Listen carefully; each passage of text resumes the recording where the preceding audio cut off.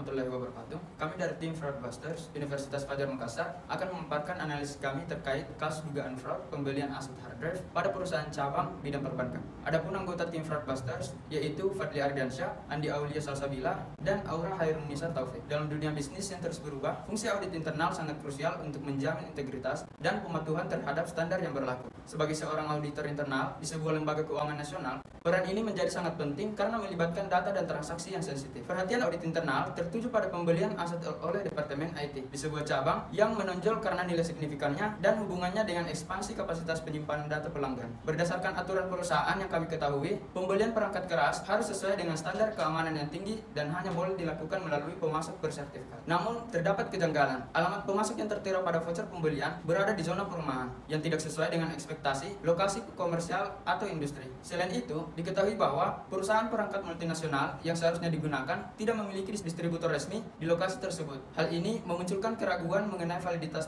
transaksi dan menuntut penyelidikan lebih lanjut untuk memastikan tidak terjadi penyimpangan atau pelanggaran prosedur. Teori pendukung dalam kasus ini, teori Diamond Fraud, menyatakan bahwa fraud lebih mungkin terjadi apabila ada pressure atau tekanan, opportunity atau kesempatan, rationalization atau rasionalisasi, atau capability atau kemampuan. Adanya celah dalam aturan, yaitu pedoman pengadaan dan pembelian barang bank tidak cukup jelas atau ketat. Hal ini dapat memberikan celah bagi staf divisi IT untuk melakukan fraud. Menurut kami, tidak ada proses tender yang kompetitif untuk pembelian hard drive. Hal ini dapat membuat vendor tertentu diuntungkan dan staf divisi IT dapat melakukan markup harga. Motivasi terhadap keuntungan pribadi. Staf divisi IT termotivasi untuk melakukan fraud untuk mendapatkan keuntungan finansial, dan vendor bisa saja termotivasi untuk memanipulasi harga hard drive untuk mendapatkan keuntungan yang lebih besar. Ketidakmampuan dalam mencegah fraud, yaitu pengendalian internal bank tidak cukup kuat untuk mencegah fraud terjadi dan tidak ada sistem whistleblowing yang efektif di bank. Teori Diamond Fraud menunjukkan bahwa fraud tidak hanya terjadi karena adanya niat jahat dari pelaku, tetapi juga karena adanya celah dalam aturan dan sistem yang memungkinkan fraud terjadi. Teori agensi menjelaskan bahwa dalam hubungan agensi ada dua pihak yang terlibat, yaitu karyawan dan perusahaan. Agen bertanggung jawab untuk mewakili kepentingan prinsipal, sedangkan prinsipal bertanggung jawab untuk memantau dan mengendalikan agen. Kami memberikan beberapa alasan mengapa teori ini dapat mendukung kasus tersebut, yaitu terdapat hubungan agensi, staf divisi IT bertindak sebagai agen bank dalam proses pembelian hard drive dan bank sebagai prinsipal dalam hubungan ini. Konflik kepentingan. Staf divisi IT memiliki konflik kepentingan dalam proses pembelian hard drive. Ini dapat terjadi jika mereka memiliki hubungan pribadi dengan vendor, menerima suap dari vendor, atau memiliki kepentingan finansial dalam vendor. Konflik kepentingan ini dapat menyebabkan staf divisi IT bertindak demi kepentingan pribadi mereka sendiri, bukan demi kepentingan bank. Tidak selarasnya tujuan. Kami berpendapat bahwa tujuan staf divisi IT tidak selaras dengan tujuan bank. Staf divisi IT lebih tertarik mendapatkan hard drive dengan harga yang murah, meskipun kualitasnya tidak sesuai dengan kebutuhan bank. Di sisi lain, bank ingin memastikan bahwa mereka mendapatkan hard drive dengan kualitas terbaik dengan harga yang wajar. Teori collusion menunjukkan bahwa terdapat kerjasama antar dua atau lebih pihak untuk melakukan fraud. Penulis berasumsi bahwa staf divisi IT dan vendor telah bersekongkol untuk melakukan fraud dengan cara memanipulasi proses pengadaan dan menggelembungkan harga hard drive. Teori kickback menjelaskan bahwa fraud dilakukan dengan cara memberikan suap kepada pihak-pihak tertentu untuk mendapatkan keuntungan. Penulis berasumsi bahwa staf divisi IT telah menerima suap dari vendor sebagai imbalan atas pembelian hard drive dengan harga yang lebih tinggi. Teori conflict of interest menunjukkan bahwa seseorang melakukan fraud karena memiliki kepentingan pribadi yang bertentangan dengan kepentingan organisasi. Penulis berasumsi staf divisi IT memiliki hubungan pribadi dengan vendor, sehingga mereka memilih untuk membeli hard drive dari vendor tersebut meskipun tidak sesuai dengan pedoman perusahaan. Teori opportunity fraud menjelaskan bahwa fraud dilakukan karena adanya kelemahan dalam kontrol bagian internal perusahaan. Dalam kasus ini, kelemahan proses pengadaan dan pembelian barang di bank mungkin telah memberikan kesempatan bagi staf divisi IT dan vendor untuk melakukan fraud. Teori yang paling tepat dalam mendukung kasus fraud adalah teori Diamond Fraud, teori agensi, dan teori conflict of interest. Adapun langkah-langkah pembuktian fraud, pengumpulan bukti. Kami akan meminta dokumen lengkap dari divisi IT seperti faktur pembelian, dokumen tender, email, dan bukti pembayaran. Lalu melakukan verifikasi dengan vendor dengan cara menghubungi vendor yang tertera pada voucher transaksi untuk memastikan kebenaran informasi dan legalitasi usaha. Memeriksa data internal dengan menelusuri riwayat transaksi pembelian hard drive sebelumnya, membandingkan harga dan spesifikasi produk serta menganalisis pola pengeluaran divisi IT. Yang terakhir, kami akan mewawancarai divisi IT yang terlibat dalam transaksi untuk mendapatkan keterangan dan informasi yang relevan. Analisis bukti yang akan kami lakukan membandingkan harga pembelian dengan harga pasar. Kami akan melakukan riset untuk mengetahui harga pasaran hard drive dengan spesifikasi yang sama dan membandingkannya dengan harga yang tertera pada faktur pembelian. Memeriksa proses pengadaan, termasuk apakah telah mengikuti prosedur yang berlaku dan apakah telah mendapatkan persetujuan dari pihak yang berwenang. Mencari pola kejanggalan. Penulis akan mencari indikasi kejanggalan dalam data seperti transaksi yang tidak biasa hingga komunikasi yang mencurigakan.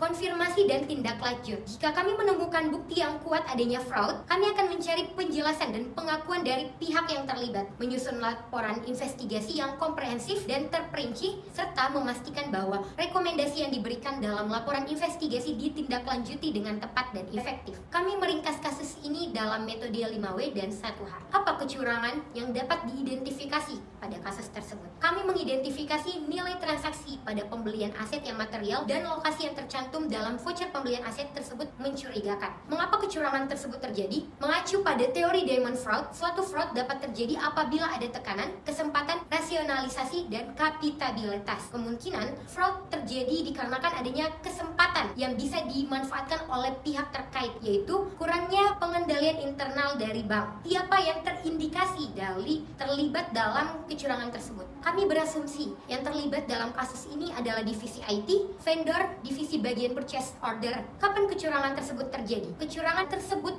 terjadi ketika belum diperlukannya investigasi lebih lanjut untuk mengetahui berapa kerugian yang dialami oleh bank tersebut. Di mana kecurangan tersebut terjadi? Di perusahaan cabang bagian divisi IT. Bagaimana mengatasi kecurangan tersebut? Untuk mengatasinya diperlukan investigasi untuk mengetahui kebenaran yang sesungguhnya dan melakukan pengecekan kembali terhadap pengendalian internal perusahaan untuk mengetahui apakah terdapat kelemahan atau tidak agar kemungkinan terjadi kecurangan dapat diminimalisir. Dugaan sementara kami terkait kasus ini adalah terdapat fraud dalam proses pembelian hard drive oleh divisi IT cabang bank. Staf divisi IT, divisi bagian purchase order, dan vendor melakukan persekongkolan untuk melakukan fraud. Staf divisi IT menerima suap dari vendor. Vendor memanipulasi harga hard drive, transaksi dilakukan tanpa mengikuti prosedur yang berlaku. Rencana pemetaan informasi awal kami akan dilakukan dengan mengumpulkan dan mendokumentasikan semua informasi yang ada, mengidentifikasi pihak-pihak yang terlibat, dan menentukan tujuan dan ruang lingkup investigasi. Kami akan melakukan wawancara dan interogasi pada staf divisi IT dan pihak-pihak yang memiliki informasi relevan